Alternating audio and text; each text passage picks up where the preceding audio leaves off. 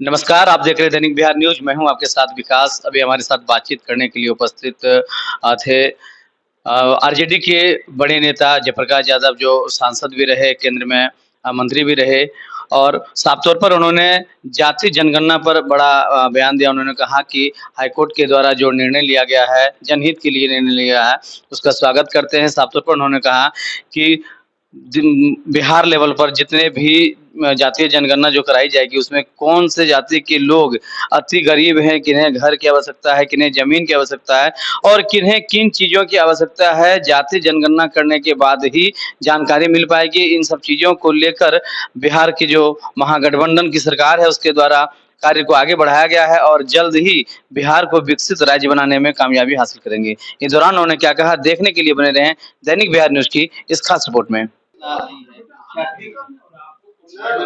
जातीय जनगणना पर माननीय उच्च न्यायालय पटना द्वारा जो फैसला दिया गया, उसका जो है हम सभी स्वागत करते हैं। यह नीतिगत निर्णय सरकार का था।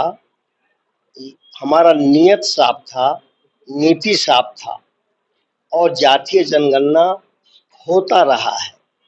लेकिन भारतीय जनता पार्टी का जो काला चेहरा है, जो उसके मन में जो है जातीय जनगणना के खिलाफ जो है विष है, जहर है मन में, कि आदिवासी का गणना नहीं होना चाहिए, दलित का गणना नहीं होना चाहिए, पिछड़ों का अति पिछड़ों का नहीं होना चाहिए, अन्य समाज के उच्च वर्ग के भाइयों का नहीं होना चाहिए और जो है किसी का नहीं होना चाहिए।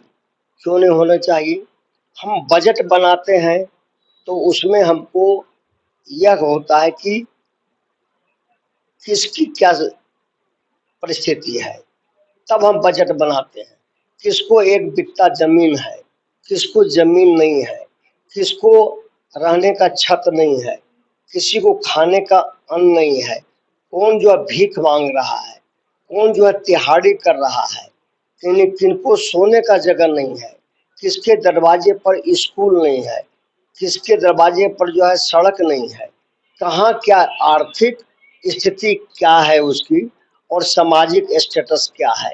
या कोई भी देश जो है इसको जो है कबूल करता है, कोई भी सरकार कबूल करता है, तभी तो जो माननीय उच्च न्यायालय पटना ने कहा कि नहीं, आर्थिक आधार का जो होना चाहिए और सामाजिक आधार का होना चाहिए।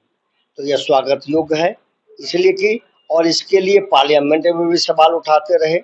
उस समय हम लोग थे, आदरणीय लालू जी उठाए, अन्य नेता उठाए और अभी जो माननीय मुख्यमंत्री नीतीश कुमार जी ने, माननीय डिप्टी स्पीकर डिप्टी ये सीएम माननीय तेजस्वी प्रसाद यादव जी ने और जो है आदरणीय लालू प्रसाद यादव जी ने और जो इंडिया गठबंधन है, इनके जो है नेताओं ने इस सवाल को उठाया, रेज किया, सड़क और जो है विधानसभा और संसद में लड़ने का काम किया। तो मैं मानता हूं कि इस नीतिगत फैसला का जीत हुआ है और पटना हाईकोर्ट का जो निर्णय आया है, ये चारों तरफ लोगों में खुशी है। बिहार के मध्यकालीन युग से भी खतरनाक घटना है। राष्ट्र का माथा शर्म से झुक गया, लेकिन बीजेपी का माथा, उनके सर्वमान्य नेताओं का माथा कभी झुकने वाला नहीं है, देखने तक भी नहीं गए। और कहते हैं कि जैसे गांव में होता कि तोर खेत चर लो, हमर खेत चर लो। क्यों? कहाँ हुआ था? राजस्थान में भी हुआ और जो है कहाँ हुआ था? मध्य प्रदेश में हुआ। सुप्रीम कोर्ट ने भी कहा है कि ये नहीं होना चाहिए, ये गलत चीज है।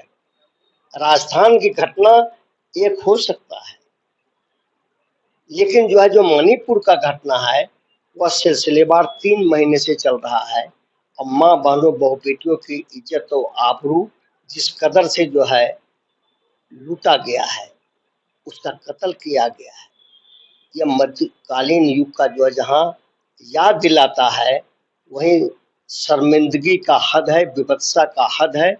आप कहते हो बेटी बचाओ, भाजपा वाले बेटी पढ़ाओ, नहीं नहीं, बहू व बेटी का जो है असमत बचाओ, वहाँ आपने खड़ा कर दिया है।